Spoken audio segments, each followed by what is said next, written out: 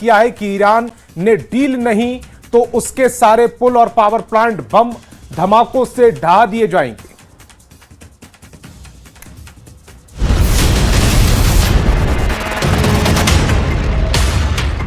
ये ईरान नहीं, ईरान जिन्हें दुश्मन मानता है वो देश है। अमेरिका का साथ देने वाले देशों में ये बारूदी दृश्य दिख रहे हैं। एक दो नहीं, 7 खाड़ी देश ईरान के प्राइम टारगेट पर हैं। अमेरिकी सैनिकों की मौजूदगी अब यहाँ ईरान नहीं चाहता। ट्रम्प के लिए ईरान ने ऐसी वॉर प्लानिंग की है जिसे जानकर उनका दिमाग भन्ना गया है। ईरान के वॉर कमांडर बड़े जिद्दी हैं, जुझारू हैं, उतने ही खूंखार भी हैं। उनमें भी जनरल जब्बारी सबसे कुख्यात है। जब्बारी ने ट्रम्प को धमकी दी है कि 10 साल तक ईरान ने अमेरिका से युद्ध की तैयारी कर ली है। ट्रम्प चाहे जितने बम बरसा ले, चाहे जितनी एयरफोर्स लगा ले, अब युद्ध में वो हावी नहीं हो पाएंगे, क्योंकि ईरान ने अभी अपने सुपर सीक्रेट हथियारों को इस्तेमाल ही नहीं किया है। जब्बारी ने दावा किया कि खाड़ी देशों में ईरान जिन हथियारों के धमाके कर रहा है वो उसकी असल ताकत का सिर्फ ट्रेलर भर है। आसमान छीनती ये मिसाइलें हों या फिर शाहिद और कर्रार जैसे महाविनाशकारी ड्रोन बम, ईरान के सबसे घातक हथियार के आगे कुछ भी नहीं। जब ईरानी किलर हथियार वॉर जोन में होंगे तब क्या होगा? क्या खाड़ी देशों में कयामत आ जाएगी? फिलहाल जो दृश्य है वो भी कम भयावह नहीं। ईरानी ड्रोन का बारूदी तूफान जॉर्डन में आया हुआ है, क्योंकि यहाँ ट्रम्प फोर्स का अजराक सैन्य अड्डा है जिसे ईरान ने धुआं कर दिया है। अजराक बेस के हैंगर में ट्रम्प के जितने जंगी जेट हैं उन्हें ईरान कबाड़ बनाने लगा है। गनीमत ये रही कि ईरान की दागी 3 बैलिस्टिक मिसाइलों को जॉर्डन के डिफेंस सिस्टम ने रोक लिया, वरना ट्रम्प को ऐसा झटका लगता जिससे उबरना मुश्किल हो जाता। ये कुवैत है। यहाँ मीना अब्दुल्ला में अमेरिकी लॉजिस्टिक फैसिलिटी सेंटर है। ईरान के फ्लाइंग बमों ने मीना अब्दुल्ला को भी खंडहर बना दिया है। यानी ट्रम्प ने जिस लड़ाई को 4 से 6 दिन का ऑपरेशन समझा वो ऐसा महायुद्ध बन गया है जिसमें कई देश तबाही की तरफ तेजी से बढ़ रहे हैं। क्योंकि ईरान अमेरिका में घुसकर तो हमला नहीं कर सकता, इसलिए अमेरिकी सेना जहाँ भी दिख रही है ईरान वहीं हमला कर रहा है। जॉर्डन के मुवफ्फक सात्ती एयरबेस पर ईरान ने हमला किया। ईरान की सेना ने ऑपरेशन साइके के तहत जॉर्डन के अजरक में अटैक किया। फारसी में साइके के माने होते हैं थंडरबोल्ट। ईरानी सेना के मुताबिक इस हमले में उन जगहों को निशाना बनाया गया है जहां F-15 लड़ाकू विमान तैनात किए गए थे। तो ईरान के तेवर बेहद खतरनाक है, वो पीछे हटने के मूड में नहीं है। दूसरी तरफ ट्रम्प हैं जिन्होंने 3 दिन में 3 बयान दे डाले।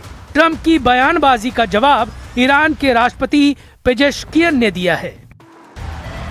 पेजेश्कियन ने यकीन दिलाया कि युद्ध में अमेरिका को कुछ हासिल नहीं होने वाला। ईरान के टूटने के सपने देख रहे इजराइल को भी ईरान करारा जवाब देने की तैयारी कर रहा है। लेकिन सुपर पावर का स्टैंड पल पल बदल रहा है। तो क्या अमेरिका अब बैकफुट पर है? क्या ट्रम्प अपना गियर चेंज करने वाले हैं? सिग्नल मिल रहे हैं कि अमेरिका सर्वनाश युद्ध शुरू कर सकता है। ट्रम्प ने ईरान के पुल और पावर प्लांट की तबाही की धमकी जब से दी है तब से सुपर पावर के जंगी हथियारों का ईरान के नजदीक पहुंचना तेज हो गया है। अमेरिकी सेना ने ईरान के खिलाफ नौसैनिक नाकेबंदी फिर से लागू कर दी। ईरान की मीडिया ने दावा किया कि ताजा अमेरिकी बमबारी से उसके 10 सैनिकों की मौत हुई है। ईरान के हिंगाम आइलैंड और बंदर अब्बास में भी धमाके हुए। केशम द्वीप और सीरिक पर भी हमले हुए। अमेरिका ने इन हमलों के वीडियो जारी किए हैं, जिसके बाद रेवोल्यूशनरी लड़ाकों ने धमकी दी है कि अगर ट्रम्प ने हमले बंद नहीं किए तो पूरी दुनिया को तेल युद्ध झेलना पड़ेगा। पहले राउंड में ईरान ने ट्रम्प को फ्यूल पावर से झुका दिया था। अब की बार ईरान 10 साल का जज्बा लेकर युद्ध में उतरा है। ईरान का इरादा बता रहा है कि अमेरिका ब्लंडर कर चुका है। पेंटागन पहले ही आगाह कर चुका था।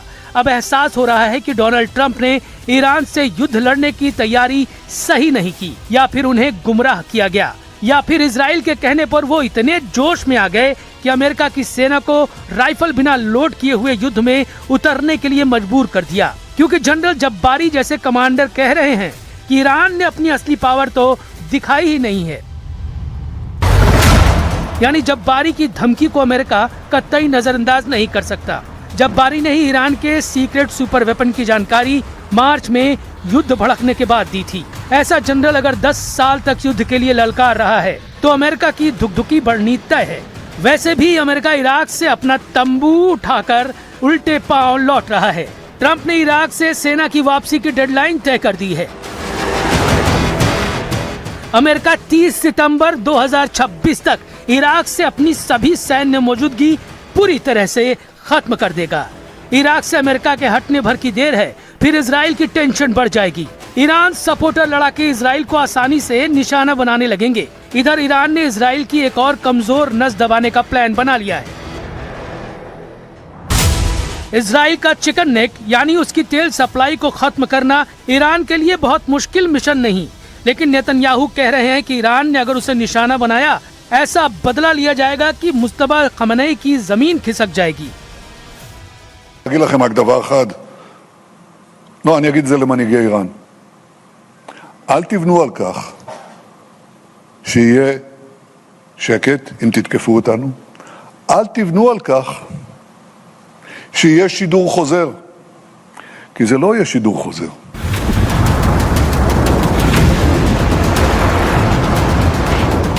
ईरान अमेरिका युद्ध की असल वजह इजराइल है। इजराइल को ही ईरान के एटमी प्रोग्राम से डर लगता है। इसी डर को ट्रंप के दिमाग में फिट कर नेतन्याहू ने ईरान को तबाही की कगार पर पहुंचा दिया है। लेकिन ईरान का वादा है, जितना नुकसान उसे होगा उसके 10 गुना वो दुश्मनों का करेगा। ईरान जहां सत्ता का असली चेहरा हमेशा पर्दे के पीछे रहा है, लेकिन इस बार पर्दा इतना गहरा है कि दुनिया पूछ रही है, आखिर अयातुल्लाह अली खमेनी के बाद देश को चला कौन रहा है। उत्तराधिकारी माने जाने वाले मुज्तबा खमेनी आखिर कहां हैं? क्या वे घायल हैं, छिपे हुए हैं, या पर्दे के पीछे से फैसले ले रहे हैं? इस रिपोर्ट में हम ईरान से जुड़े इस रहस्यमयी सवाल की परतें खोलेंगे। कहां गायब हैं ईरान के पावर सेंटर? दुनिया को क्यों नहीं दिख रहे मुस्तफा खमेनी?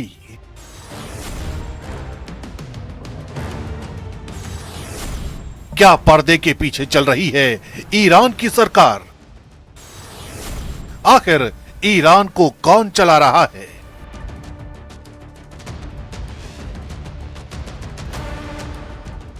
दुनिया के सबसे रहस्यमय देशों में ईरान को सबसे ऊपर गिना जाता है।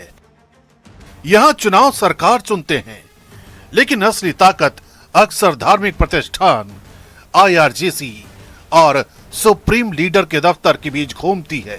पिछले 2 दशकों में एक ऐसा नाम लगातार उभरता रहा जो कभी चुनाव नहीं लड़ता, कोई सरकारी पद नहीं संभालता, मीडिया से लगभग पूरी तरह दूर रहता है, लेकिन जिसे ईरान की सत्ता का सबसे ताकतवर शख्स का रुतबा हासिल है, Mustafa Khamenei.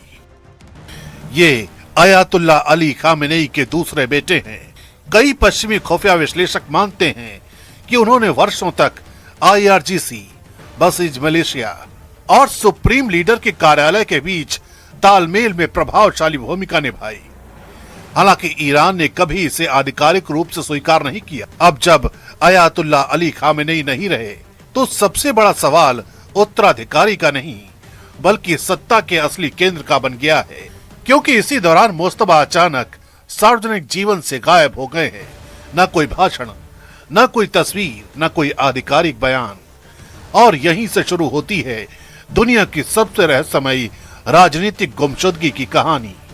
But we're going to hit them very hard tonight. We're going to hit them very hard tomorrow night. We're going to hit them very hard the night after. And then next week it gets really bad for them, because next week comes the power plants. Next week comes the bridges. We're going to knock out all their power plants. We're going to knock out all their bridges unless they get to the table and negotiate. You better make a deal. You're not going to have anybody left.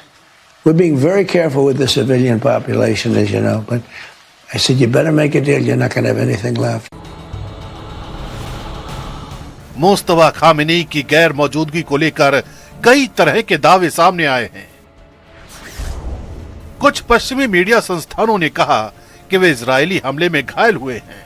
कुछ रिपोर्टों में उनके चेहरे के झुलसने की बातें लिखी गई हैं, जबकि सोशल मीडिया पर उनकी मौत तक के दावे वायरल हुए। लेकिन जब इन दावों की जांच की गई तो तस्वीर अलग निकली।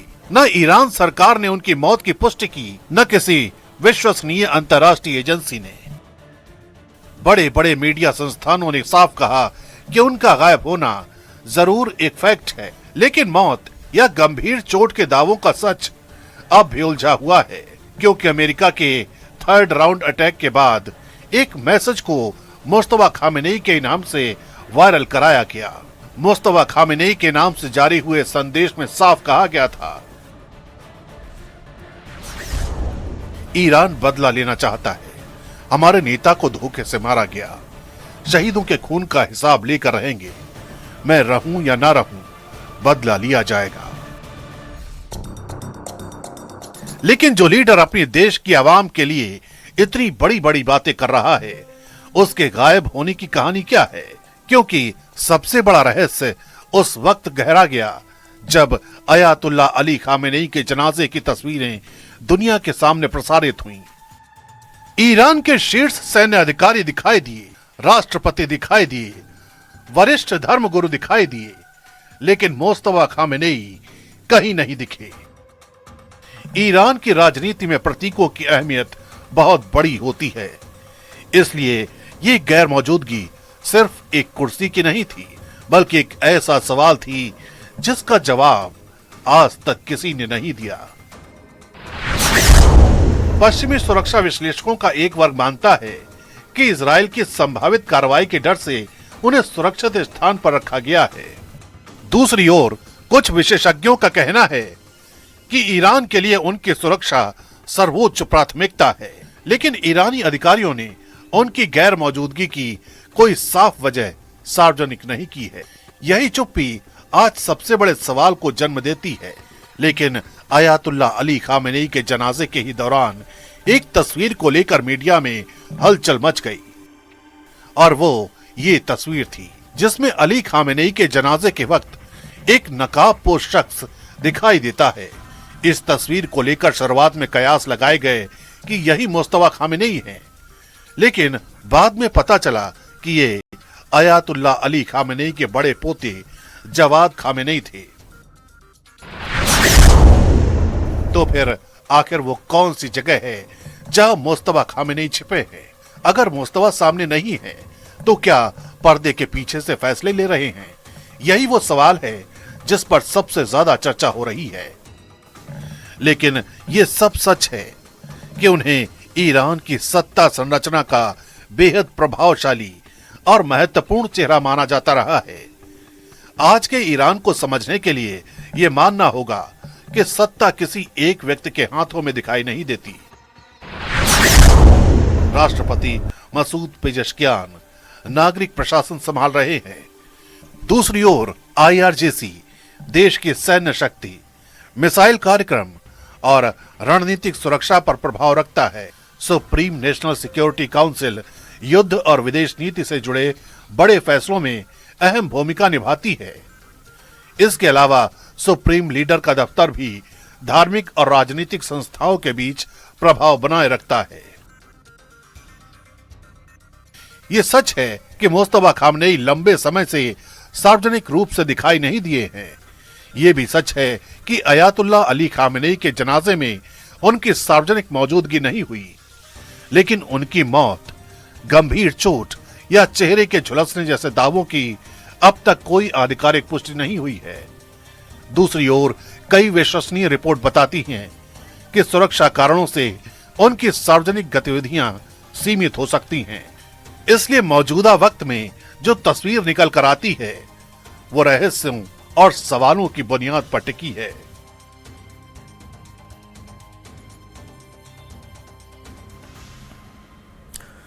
और जुलाई के महीने में पाकिस्तान जल रहा है। POK में ज्वाइंट अवामी एक्शन कमेटी का प्रदर्शन हो रहा है और बलूचिस्तान अपनी आजादी के दावे कर रहा है। दावा है कि 85% बलूचिस्तान पाकिस्तानी सेना के कंट्रोल में नहीं है। तो क्या इसी जुलाई में पाकिस्तान टुकड़े टुकड़े होने वाला है?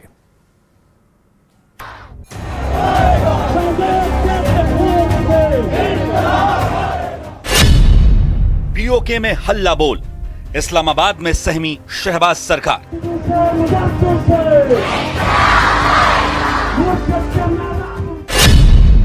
रावलकोट से उठा जनसैलाब, मुजफ्फराबाद तक लॉन्ग मार्च।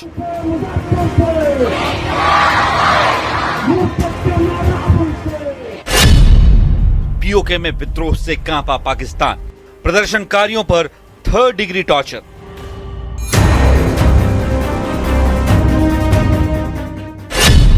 बीएलए की बगावत, 85% बलूचिस्तान पर कब्जा।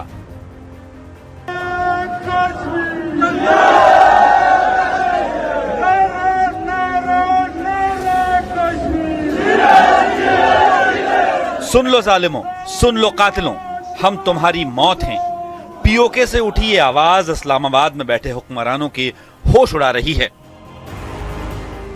अब इनकलाब आएगा और ऐसा आएगा कि उसमें पाकिस्तान सरकार और उसके फैलाए आतंक का अंत हो जाएगा। कश्मीरियों के गुस्से से इस्लामाबाद में बैठी पाकिस्तान की जुल्मी सरकार थर-थर कांप रही है। शहबाज शरीफ और फील्ड मार्शल आसिम मुनीर के पसीने निकल रहे हैं। अपनी कुर्सी बचाने के लिए मार्शल मुनीर ने बेगुनाह कश्मीरियों को मारने का ऑर्डर दे दिया है। ये तस्वीरें इस बात की गवाह हैं कि पाकिस्तानी सेना और सरकार ने कब्जाए गए कश्मीर के लोगों पर किस कदर कहर बरपाया है। पाकिस्तान के कब्जे वाले कश्मीर में हो रहे विरोध प्रदर्शनों ने अब विद्रोह का रूप ले लिया है। पीओके में कश्मीर के लोगों ने पाकिस्तान की सरकार के खिलाफ ऐलान जंग कर दिया है।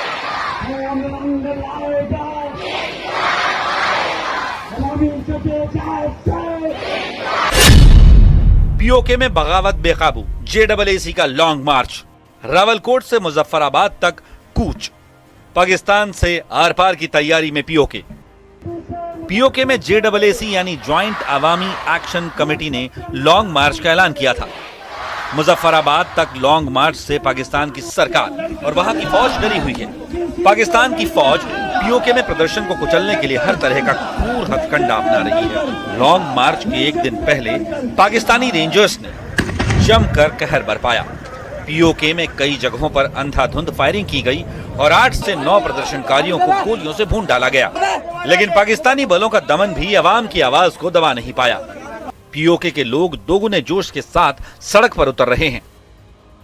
हजारों लोगों को इन्होंने अगवा कर रखा है और अभी तक उनका कुछ इल्म नहीं है वो कहां पर है। उन्हें टॉर्चर किया जा रहा है और इस वक्त आजाद कश्मीर के अंदर कश्मीरियों का कत्ल-आम पाकिस्तानी फोर्सेस जारी रखे हुए। पीओके में जेडब्ल्यूएसी यानी ज्वाइंट अवामी एक्शन कमेटी का प्रदर्शन हो रहा है।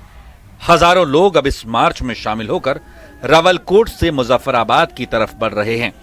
इनको काबू में रखने के लिए सेना ने पीओके के अंदर 16,000 से ज्यादा सुरक्षाकर्मी तैनात किए हैं, लेकिन पाकिस्तान की फौज हथियार के बल पर कश्मीर के लोगों को झुका नहीं पाई तो साजिश पर उतर आई है।